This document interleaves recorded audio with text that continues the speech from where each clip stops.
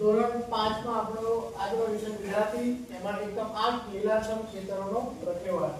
એમાં આપણે એક ગીતડું છે જે આપણે ગાવાનું છે. હું ગઈશ, તમારે ઝીલીને સરસ મજાના અવાજથી ગાવાનું છે. આપણે ઢોલક પણ જોડે વગાડીશું. સ્ટાર્ટ ને.